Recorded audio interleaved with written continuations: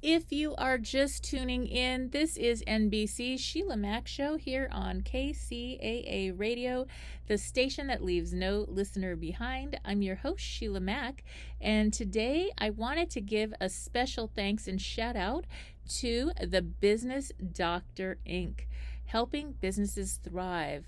So I actually was a small business owner for many years, and when I first started out, I learned of this incredible tool, business credit. I did not have to use my personal credit to fund my business, and you will be surprised at all the benefits that this program has to offer. So as business owners, why do we form an LLC or a corporation? Well, it's pretty simple, right? To protect ourselves personally from the liability of the company. The very next thing we should be doing as business owners is protecting ourselves personally from the finances of the company. The Business Doctor is funded by Dr. Glenn Smith, PhD in Business Management, Accounting, and Finance. Schedule your free business evaluation and consultation at thebusinessdoctor.us. Enroll in the Rapid Business Credit Builder program and get up to 100,000 business credit under company's EIN and DUNS number in less than 6 months, never having to use personal credit. That's thebusinessdoctor.us, or call them directly at 1-866-383-1030. That's 1-866-383-1030. And let them know that you heard about them on the Sheila Mack Show. Have you lost your job? Have you lost a loved one? Are you exhausted caring for your parents, for your kids? Well, you can find immediate relief when you read Sheila Mack's new #1 bestseller, Bootstraps and Bra Straps. It contains the Boots formula to move from rock bottom back into action in any situation, especially right now. If life has knocked you down, pick yourself up with Bootstraps and Bra Straps. Get your copy at www.SheilaMack. Hits globally, locally, personally. It affects our health, finances, our relationships. We have to recreate a business or career. Each show, Sheila and her special guest will be sharing their reboot stories, guiding you with real solutions to upgrade and up-level emotionally, mentally, physically, spiritually, and financially. Here on NBC's KCAA Radio. If you're ready to pull yourself up by the bootstraps and bra straps, enjoy a listen. Here's Sheila. Welcome to the Sheila Mack Show, reality at its finest. Here we have real people sharing real stories and actionable steps to help you reinvent, rebuild, and reboot your business and personal life on your terms. I'm your host, Sheila Mack, and today we have special guest, Armelle Six. Armelle is a visionary, intuitive, and a full of joy person who teaches more than 10 years of awakening to our true nature, the art of presence and listening, how to live from inspiration instead of obligation, as well as conscious parenting. She also created a movement of life and Be&Move, two kinds of movements to come back to who we are and learn to be present. Now, Armelle traveled all over the world to give talks and retreats and is regularly invited to write articles in magazines or for podcast interviews, and she is part of 4 movie documentaries. She shares the joy that is for no reason, as well as the peace that is in the background of all our experiences. Her presence and gentleness, her natural way of being, and her simplicity touch all whom she meets. For her, we are all on earth to wake up to who we are and to live from an awakened perspective, from the love that we are. And she is committed to play her part in this massive global awakening. All right. Welcome to the show.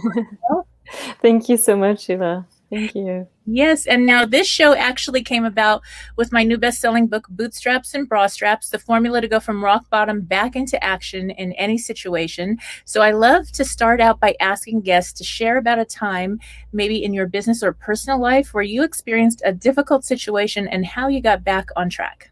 That's really beautiful. So 20 years ago, I think in 2001, I had a son who was almost 14 months old, and he died in 5 days from what doctors at the end think might be meningitis, but they never really knew. So it stayed like a question mark.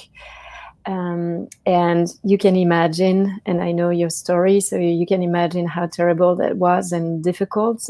And it completely changed my whole life. I just didn't know if I would survive this experience, how I would do to be alive again, to be happy again, to be who I am. I just felt that in that instant, I didn't know who I was. Mm-hmm. I didn't know what life was about. It's like all my reference points just kind of were scattered, and I was completely lost. I really had a loss of identity and no future. Also, it's like time stopped. Mm-hmm. There was no future. The past was not there, and it completely recreated everything. Wow. Yeah. That's something that, as mothers, when we lose our children, I lost my son as well. 22 years, but we knew he had issues from 5th grade on with heart, and we did everything possible.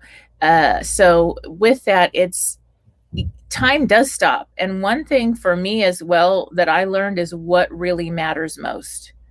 And there was a lot of things that really did not matter, especially at that time. And it's funny how things kept going anyway. Things that I thought I had to do or was supposed to do, and that I stopped doing because you're in this state of shock and healing and grieving, and it takes time. And I don't think it ever ends. It just changes. We have a different relationship with our children on the other side. Totally. I really have signs all the time and beautiful rememberings and reminders. And so it does help, but holidays, different seasons, birthdays, they still hit us hard. And I think there's something about being okay with feeling all our emotions. Not that we have to live there, but in order to get to the other side, to give yourself the time to go through the grieving process, and it's a very sacred journey, is really important. I feel like, and this is just my thought on it, is when people tend to, maybe they have a pain, a grief, whatever, loss of a loved one or some other very traumatic situation, and they don't feel the emotions at all and express them or let them out, it gets stuck in the body. And then you have physical issues. Physical health issues show up because the pain shows up in your body that wasn't able to get out. It's like you need to stop and honor this pause. Similar to our universal pause, it was a beautiful time.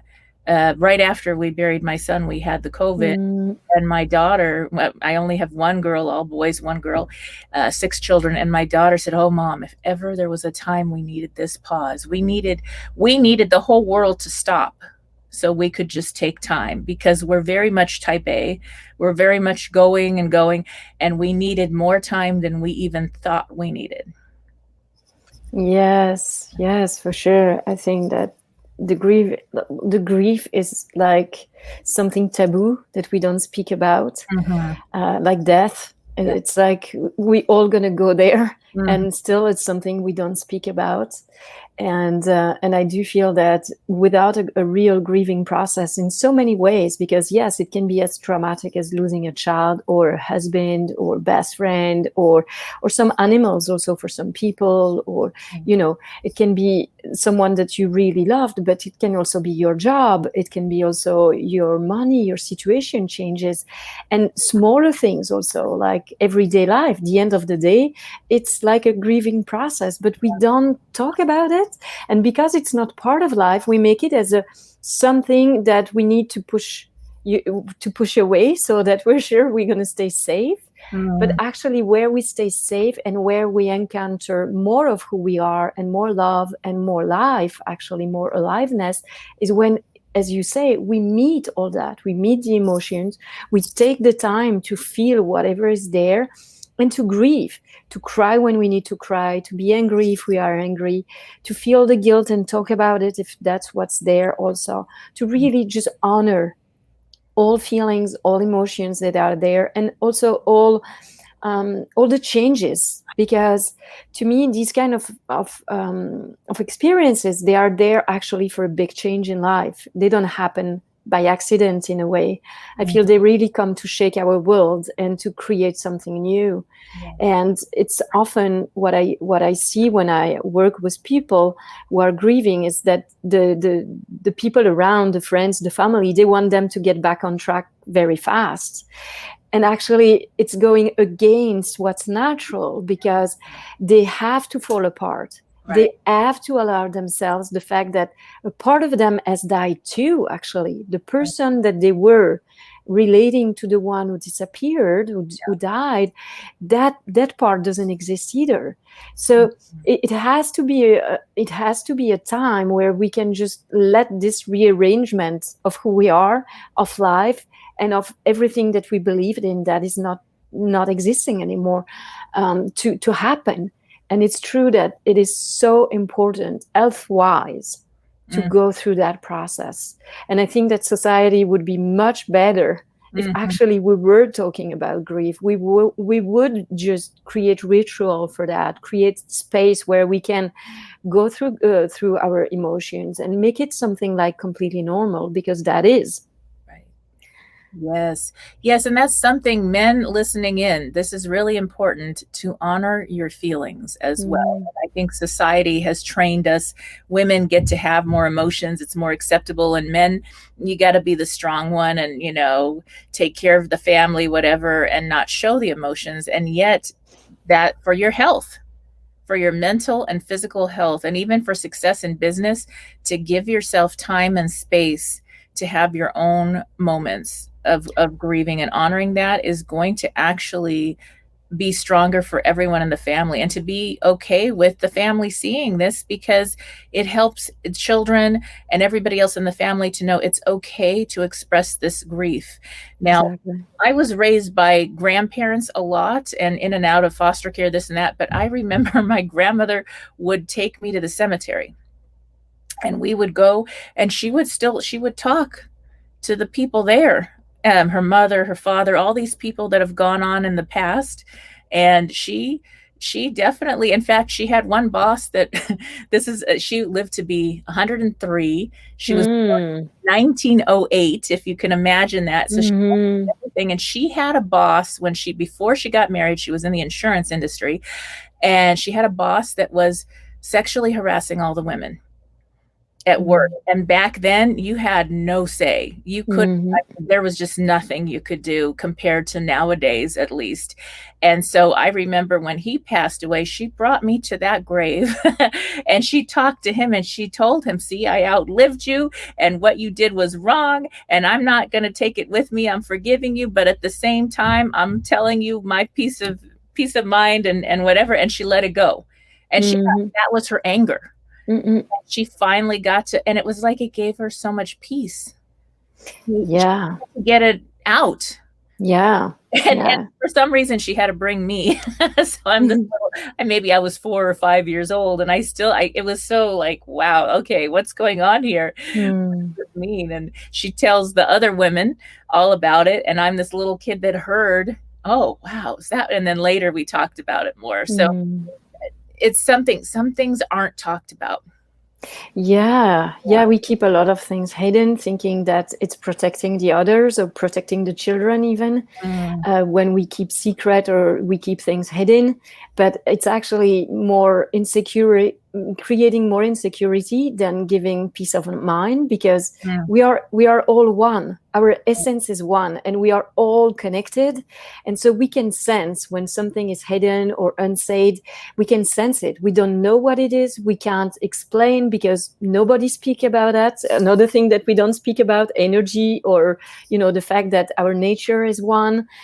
We don't talk about it either. But we will feel it. It's like when we go in a room and there's just been a fight maybe between two people, and we arrive in the room, we're like, oh, something's off here. We don't know what it is, but we can say something just happened or something has happened here. So that's that sense, like, what is it?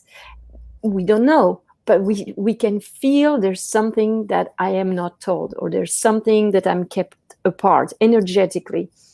And I do think that if there were schools or ways to educate children since very young, where we talk about the fact that we are, we are energy before everything else. So we are all interconnected, that our essence is one, and that we have each a unique thing to offer to this world, and that feeling our emotion, being true to what we feel, being authentic, communicating. Wow, that would be an amazing way to live. And Yes. what world would we create doing that? Yes. In fact, I was a teacher after I had my gift stores. I actually had them all self-running, and I became a teacher for my 6 children. And so I actually first I did Montessori teaching, and then I found Waldorf, and that's Rudolf Steiner Schools, Waldorf. And that's probably as close as I could ever find to what you're talking about. From little babies, in the nursery, how things were done. And it was all through song and story, lots of fairy tales that didn't protect the moral of the story was still there. And growing up, it really helped the children. If they fought during recess, we had circle, like council, and we actually had to go learn this from the Native American group, Ojai Foundation, and sit and do council, and the children learned to express their emotions. There wasn't the bullying. They would talk it out. Yeah. And little children talking it out. And so by the time they're in middle school and high school, they know how to have beautiful discussions. And it was magical. And there was a lot of discussions of the connection to all, and all of humanity was studied. And I got to learn, I did the teacher training for 3 years before I got to teach. And, I got to learn all the things they taught, and I thought, what a magical education. And, as families, and this is something Steiner believed greatly, was each child is brought into their family for whatever time we have our beautiful children, and they're brought to our family, and they actually choose the parents beforehand. Yeah. So we can't be bad parents or the wrong parents, because it's part of the choice. Yeah. And so it is part of it, and that connection to all and all humanity, learning about all different cultures, religions, and honoring everything, because we're all one. Yeah. Big concept that's taught in the schools. And so, yes. And even whatever religion the parents are is very honored in these schools, because that was the choice of the child coming through. That they wanted that religious experience also for whatever need, whatever story they needed to hear, whatever belief, whatever they needed. So it was really a magical experience for me. I was like, I'm getting paid to do this. Oh my gosh, this is for fun. That's why, when you do things for fun, it just makes all the difference in the world. I'm wondering, Armelle, once you did some grieving time, and then what did you do as far as to get back on track, and how did you get involved with all that you're doing now? I cannot really say actually that I did some grieving time, because not in the way as if there were steps. I'm just going to explain what I mean by that. 3 months after my son was, maybe 2 months actually.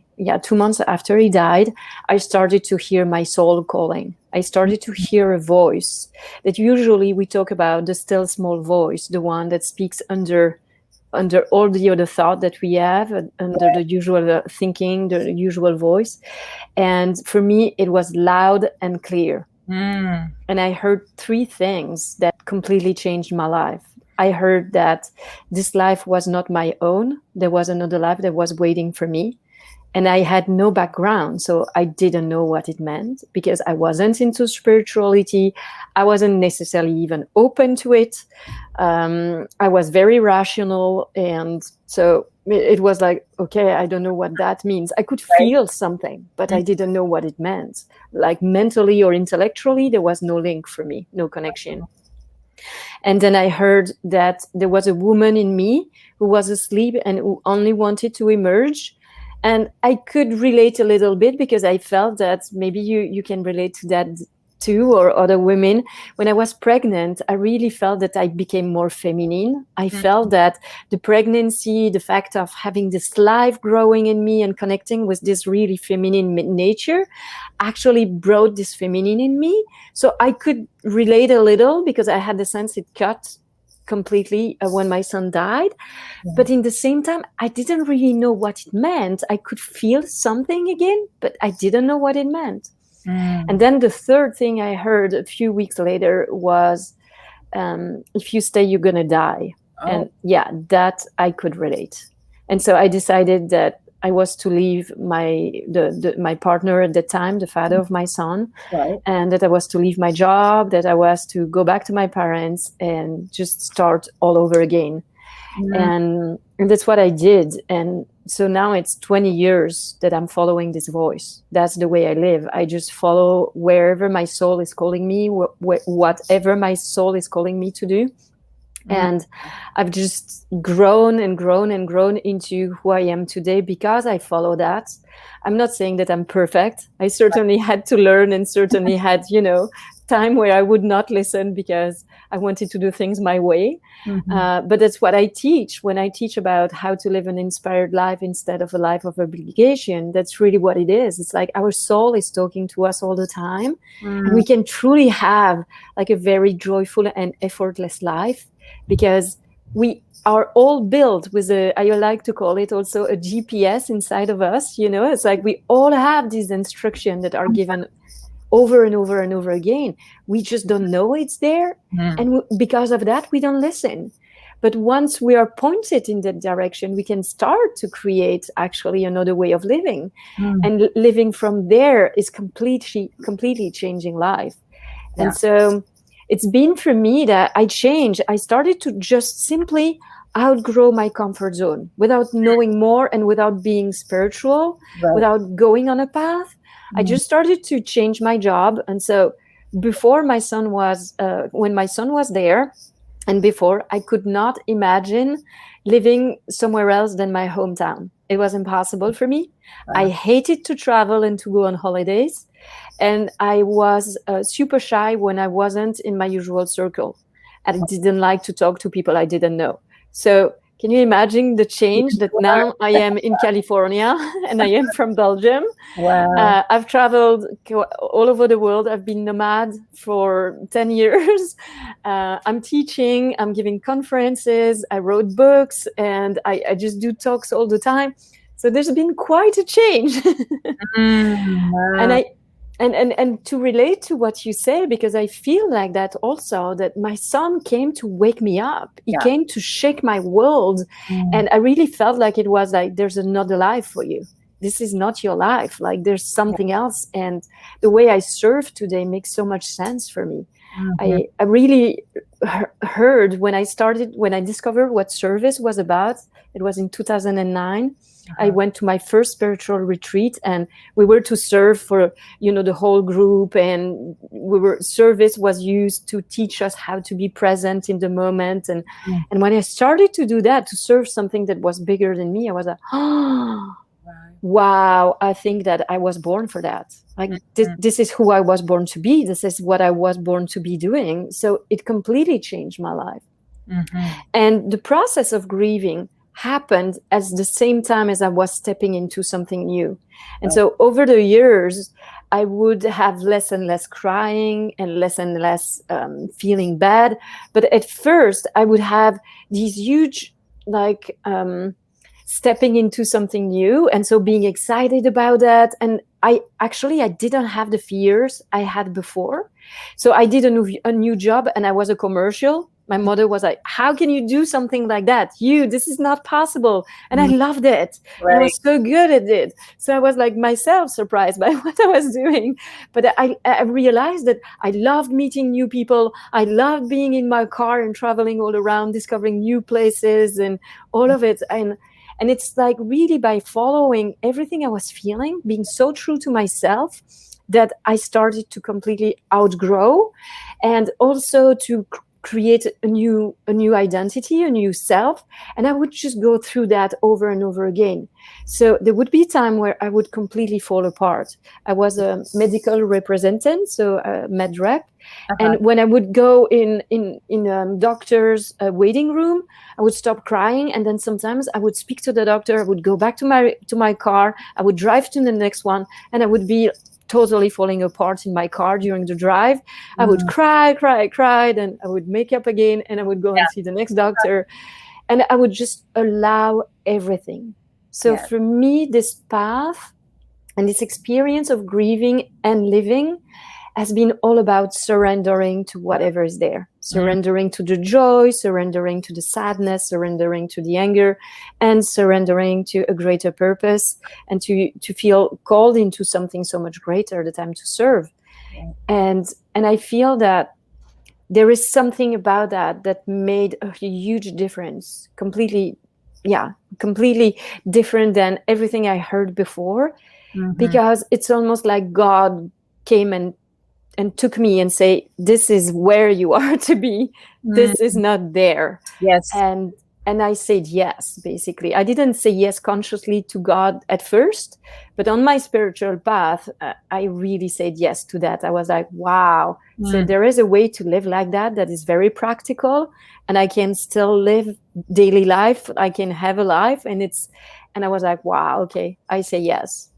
Take me wherever. I don't know what it is about, but I say yes. And to me, that is how there was a real shift in the pain and the suffering with my son, because I could really feel that there was so much to life, so much more to life than what we see.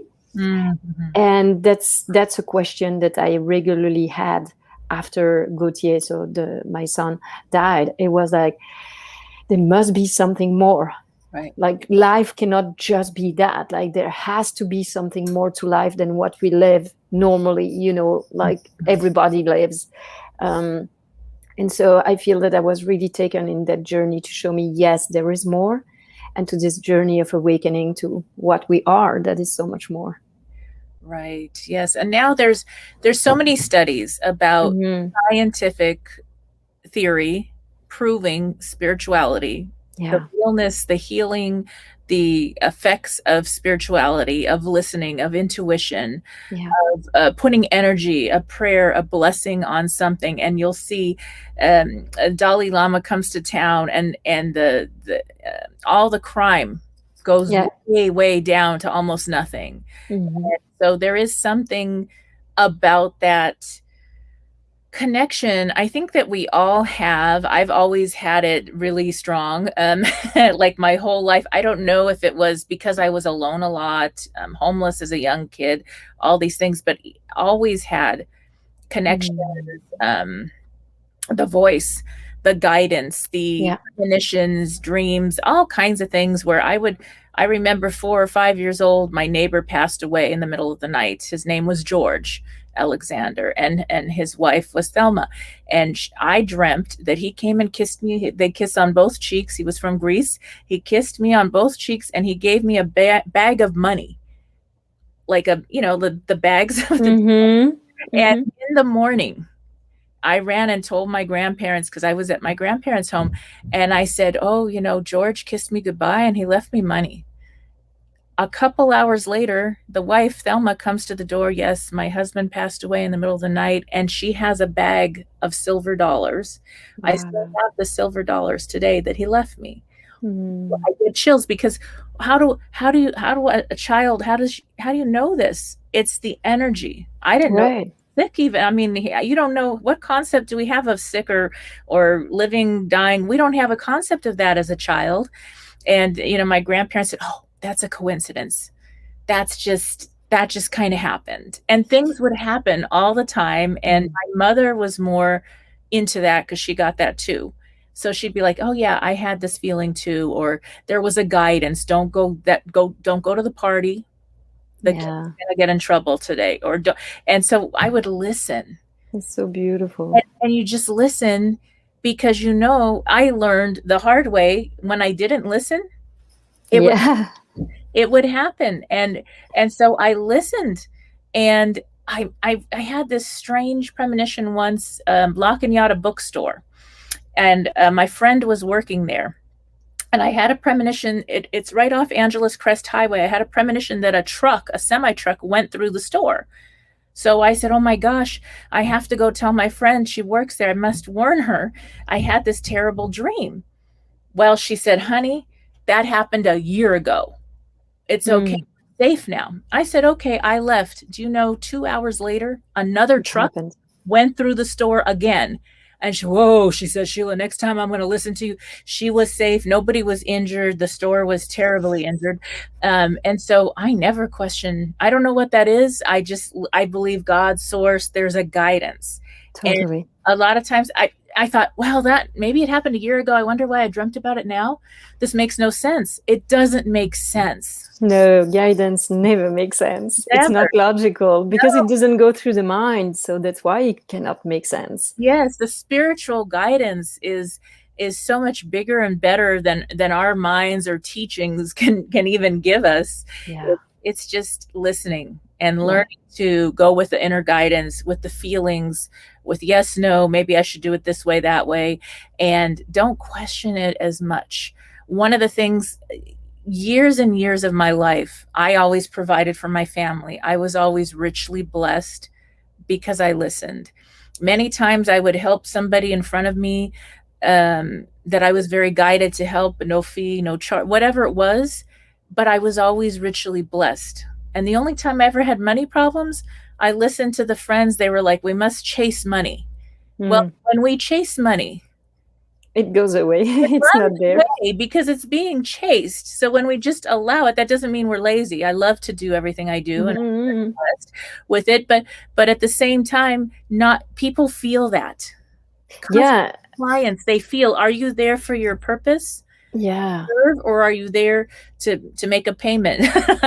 Exactly. And so I stopped. I said, oh, I don't like this. This is not working out at all. And I stopped that at a young age because I thought I've never had to work so hard doing what I didn't like, chasing money when I'm just do what I love and I'm blessed. All my needs are taken care of and I'm grateful. Totally.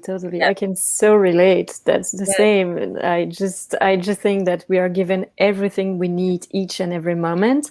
And when we go after something, we come from a place of lack also. So because we come from a place of lack, what we're going to create, because every thought, every emotion, everything we believe in, actually that's what we create. So our experience is going to become an experience of lack, or is going to stay an experience of lack. But when we come from trust or faith or knowing, even, it's even bigger to me. Knowing, I have an absolute knowing that God is giving you everything you need. Even if you don't have a huge amount on your bank account, for example, if we keep talking about money, it can be that every time you need something, it comes to you. And then you see that the abundance is there all the time and that everything comes to you whenever it's the time. And also that you match the energy of that. Because usually if we don't have something in life that we want, it's only because we come from lack and we are not an energetic match to that. So we don't have the energy that allows it to come. We are not the person that allows what we want to come. So it's like we know it's there. We have a hint. We know I should be living that. Like we have a sense of that. But because we are not truly being that person or believing it can come easily and matching who we are to be for that, then it stays there. And it stays there until we do match it. And then it comes to us. So I love it. And I always say that too. Like everything we need is always given. Like and I think it's so beautiful because life is just so abundant and abundant in all ways. If we think bad thing, if we think lack, if we think about what's never going to happen in our life, or if we think about all the mess that's everywhere, that's what we're going to create. If we think about fear all the time, we're just going to have more of it. And that's what I love to see, actually, that life is so abundant in all ways.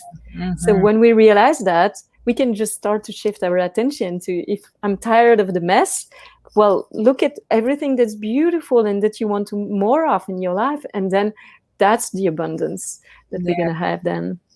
Yes. With it, Yeah.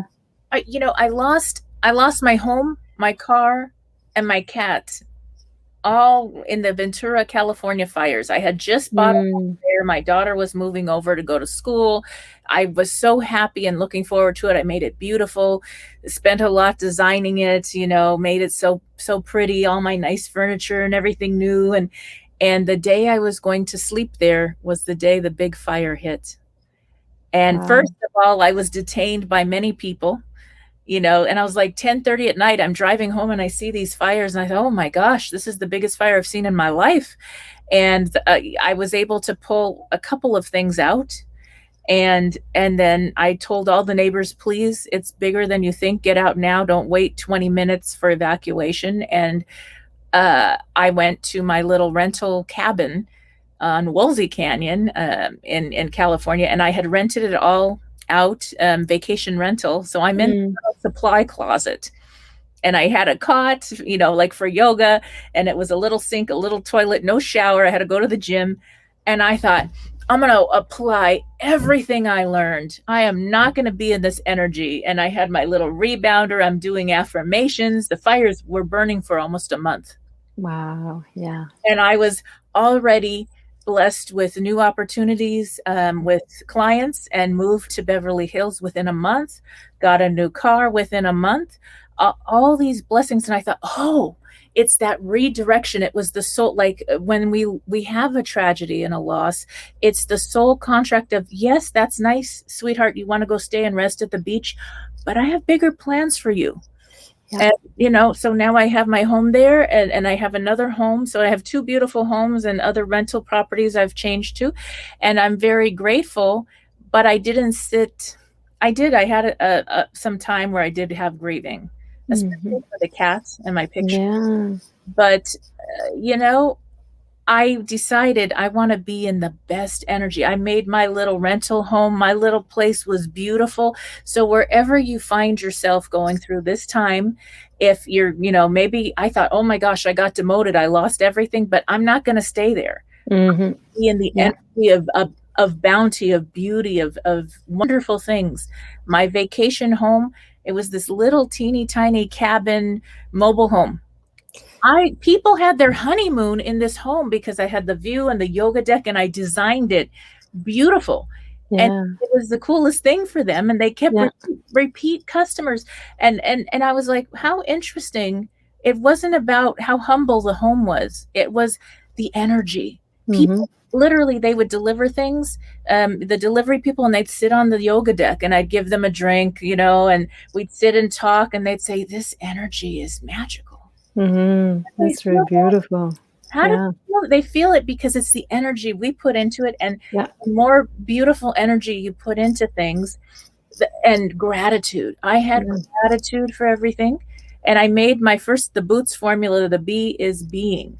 So during that time, I made the mantra: in all I'm doing, all I'm called to do, walking my puppies, cleaning the house, cleaning the rental units, because I had to be on a budget, right? Anything I'm called to do, it's who I'm being, how I show up in all I'm doing. And it was every time I was like, oh, I don't really like doing this, but no, how can I show up? Yeah, that's what makes the whole difference. Yes. The way you show up, because otherwise, most of the time, we're not even there. Mm-hmm. We're just doing things, but our minds are somewhere else. We're not even there. So it's like almost like nothing is happening. And when we bring this presence, when we bring being into everything, it takes a whole difference. It takes a whole new life also.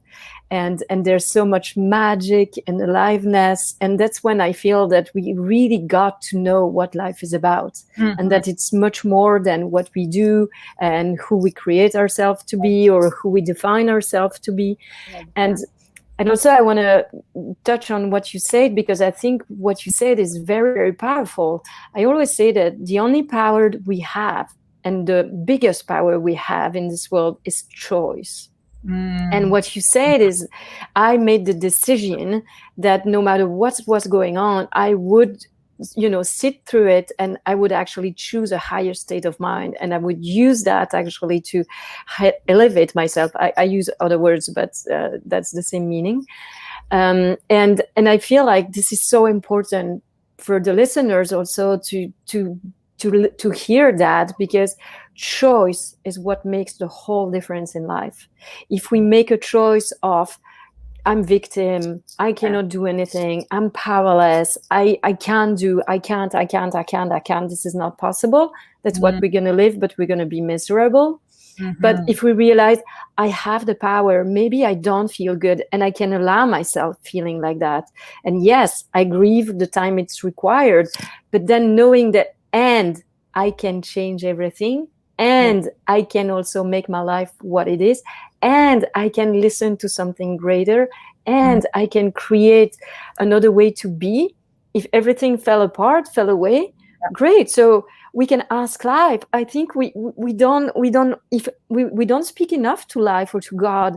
We don't say, okay, if all that is gone, what does it mean, and what should I do now? What's your plan for me? I talk to life or God all the time. I'm always like asking, like, okay, show me. If that's not it, then show me. Or just, I would say that the words that I use the most in a day is, show me, I don't know. I don't know how to be. I don't know how to do that. Show me. And it's really energized then, because it's coming from a higher place. It's not coming from the mind, who knows everything and who learned to do things. It's coming from a connection to source, which allows a greater unfoldment than what I would have imagined. Yes. And that's what I love with the way of living like that, and that I see you share too, is that we always live more than what we could have dreamed of or imagined. Because as you say, God or life always had greater plan than the ones we make, because we make plans with our minds and limitation, and we just think, okay, I'm just going to ask that because I can only have that. But if we let go and just listen and follow, then we might have so much more. Yes. And we realize that what leaves is because there is space needed for something bigger to come. And I've started really all these years to look at that. Every time, whether a relationship would end or a job, I would feel like, no, I'm done with this, I need to do something else. I would just open myself up to, okay, what's now? And then the experience is less one of losing and more one of continuity, because there is something that continues forever, and what is lost in is a specific form. Right. So to come back to what you were saying with your son also, because I have the same experience, is that the body will disappear, but the love and the essence of the person who died is there forever. And we can connect with it anytime and feel that they are right there. And then, as you say, we see signs everywhere. I spoke a lot to my son at the beginning, the few years after I was speaking to him, and he was my first teacher and guiding me, actually. And I always say, he really taught me that death doesn't exist the way we think. It is not the end, the definite end.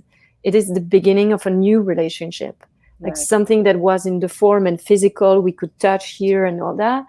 It becomes more something that is, internal, that is within us, and it's like more intimate. And it's actually, I feel that by connecting with his essence, it really brought me to my essence. It reconnected to something that I didn't even know existed. Yes, very much. And now I'd love to hear about your books and programs that you do right now. Yeah, sure. So my last book is actually the journey after my son's death. So it's called Daring to Live. It's autobiographic, and it's a bestseller, and I'm just so happy to have published it finally. It's the last one.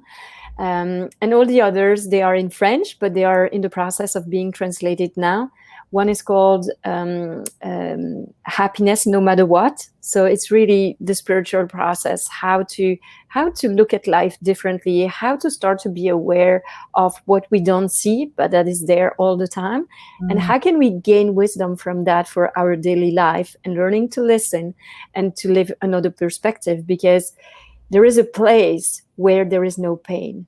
There is a place where we can just connect with, a place or space where we can connect with, and there is peace forever. So even in time of turmoil, like we've been going through this last year, we can be at peace no matter what. We can be happy no matter what, because it's not in things. It's always there. And when we connect to that, it gives us more space to go through whatever is there, whatever we face. And then the other one is it's a book on conscious parenting. And so the title is, in English, it's Changing the World One Child at a Time. Right. And it's really teaching parents how to be present with their child. So learning to be present, learning to listen differently. And it's about a true meeting with the child, not just I am the adult, he's the child, I know everything, he knows nothing. But it's really recognizing that before the role we play, we are all equal, we're all beings. We all came on this earth with everything that is already there. We came whole. And so the role of a parent is more one of a guide, like that just needs to be present, because presence, I do really believe and feel, gives security and safety. Right. It gives enough space also for the child to become who he is destined to be, and not who parents want them to be. Right. And so it's all about that. Yeah, all about that, the book. That sounds beautiful. Thank you. And do you have also programs where you work with people? Yeah, exactly. I do coaching in conscious parenting, coaching. Sometimes I work with couples for relationship. Sometimes I work with their business or people in transition. I do a bit of everything, actually. And I always bring this other perspective, more of a conscious. Yeah, I teach conscious daily life. So I always bring this perspective in everything, so that we can become aware that, okay, there is something more that's happening in everything that I'm living. And also just a lot of space to meet whatever is there, and to come from there to create something new, or just meet everything in a different light, which gives so much more space and so much more happiness and joy, actually. Definitely. That's beautiful. And then I give retreats, spiritual retreat, to awaken to who we are, awaken to our true nature, to this essence that we speak about. And I love doing that too. Nice. Well, I'm so glad we have retreats again, or starting. Yes. Again. So totally. I look forward to all that. And yes, hopefully I'll go to one of your retreats soon. Sure, that would be sweet, for sure. Yes. Thank you, Sheila. And where can people buy your books and learn more about your programs? Yeah, so buying my books, it's on Amazon. So the two, Daring to Live is on Amazon already, and the two others are in the process of being translated. So they will be published before the end of this year, that's for sure. And you can also find me on my website, Armelle6, ARMELLESIX.com, Armelle6.com, and then you'll know everything. Beautiful. Beautiful. All right. Well, thank you again, Armelle, for being a guest on the show. For those tuning in, we'll be back after these messages. All right. Thank you so much, Sheila. Overview of the Boots formula. In December of 2017, I lost my house, my car, and my cat due to a fire. It sounds like a country music song, but that was my reality. And yet another rock bottom situation. After a long period of doing really well, when we're able to retrain our minds to focus on the positives, we're able to enjoy more of life, even while we're rebuilding and rebooting. We're going to starve those negative thoughts, not feeding them with our attention, time, or energy. When you focus on the good parts of your life, those things that you can be grateful for in this moment, that energy will bring even more good things your way. Contribute and utilize your unique talent. You're not thinking about the problem at hand. You're not showing up for approval. You're just being your best self. You use your rock bottom to set the direction for your life beyond this rock bottom situation. It's important that you are really honest about where you are in this situation. You can't lie because you don't want to give up your personal responsibility. You have to own every part of this and realize it could be worse. It could be better, but this is it. If you aren't able to be honest about where you're starting from, you won't be able to clearly see where you want to go or how to get there. The next letter of Boots will help you answer that. The second O is for order of operations. The third step of the Boots formula is finding the order of operations. When you're in a rock bottom moment, there are certain steps you know you need to take to get out of it, and you need to complete those steps in a certain order. T is for thinking. The fourth step of the Boots formula is thinking. If you recall your thinking at the most successful points in your life, it's probably vastly different from your thinking when a crisis brings you to a rock bottom situation. Often, at the toughest times, our thinking goes to survival. We lose sight of the possibilities and opportunities that are before us. This is where thinking comes into play. It's vital to have a strong mindset in order to keep our boots on and walk out of a rough spot in life. Thinking leads you to a clear vision of where you want to go on that map of your desired outcome. You've made the decision that you're going to New York. Your bags are packed. You have an idea of how you're going to get there. You know the steps you need to take, though you may not know how the hell you're going to take them all, but you've made up your mind. That's where you're going. Tony Robbins often says, it's in the moment of decision that one's destiny is shaped. That decision is the thought that comes before the action steps required to reach your new goal. Everything happens in this step, in that decision. You can see it, feel it, embody it. Things start to show up because you're looking for them and you're open to them. You'll start getting the results you want just because that decision is in your mind. It becomes that real to you. Once you have that clear vision in your mind, you have to see yourself as if you already are living in your desired reality. You're just doing the steps to get there. S is for stepping up.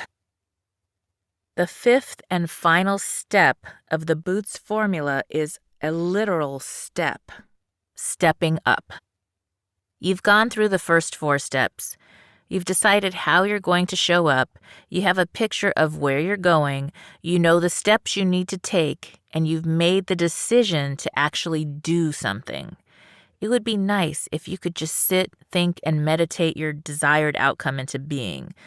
But that's not the way it works. There is some validity to the idea of manifesting what you want, but at the same time, you have to believe enough to actually go out there and take the risk.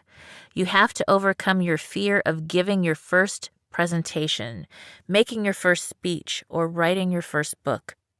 You have to get out of your comfort zone, and you have to take those steps. S is for stepping up by taking the personal responsibility required for a real reboot. This is NBC's Sheila Mack Show here on KCAA Radio, the station that leaves no listener behind. And I have a free gift for you. I am actually giving you the gift of a free limited program. This is a lifetime account free, and it is from the new program, Groove Pages. And this program replaces so many other programs that I personally have purchased for my business. It replaces your ClickFunnels, Samcart, Tap Affiliate, ActiveCampaign, Kajabi, Vimeo, Shopify, Properly, WordPress, Zendesk, Calendly, and many more subscription pay-per-year or month apps. This will save you a fortune. When you sign up using my special link, you will also be invited to be a free mastermind business group member where you will be on a call with me to answer your business questions and help you get started. Connect with me at www.sheilamack.com or go directly to this link in order to also be part of my mastermind free group. Go to https:// groovepages.groovecell.com /a/8 lowercase t capital B like boy lowercase l lowercase v capital Z capital J the number 6 capital S capital O lowercase n and lowercase q to get started. And if you're viewing this on the on-demand TV, you will see the information on how to get started. Check this out. This is a group of free programs that will save your business so much money each year, and it is my gift to you. Enjoy. And now back to more messages. To grab a copy of my new best-selling book, Bootstraps and Bra Straps, the formula to go from rock bottom back into action in any situation. It is now available on Audible as well as on Amazon and Kindle and at www.sheilamac.com.